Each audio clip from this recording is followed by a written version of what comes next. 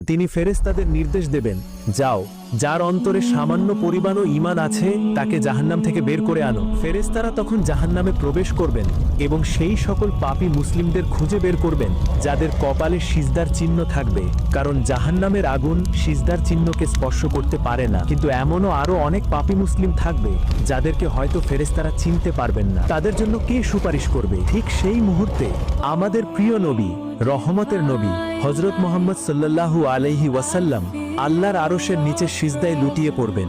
তিনি আল্লাহর এমন প্রশংসা করবেন যা আগে কেউ কখনো করেনি। তখন আল্লাহ বলবেন, এই মুহাম্মদ, তোমার মাথা তোলো, তুমি যা চাও তাই চাও, তোমাকে দেওয়া হবে। তুমি সুপারিশ করো, তোমার সুপারিশ কবুল করা হবে। তখন নবীজি সাল্লাল্লাহু আলাইহি ওয়াসাল্লাম বলবেন, ইয়া রাব্বি উম্মতি উম্মতি, হে আমার রব, আমার উম্মত, আমার উম্মত। আল্লাহ বলবেন, যাও, তোমার উম্মতের মধ্যে যার অন্তরে একটি গমের দানা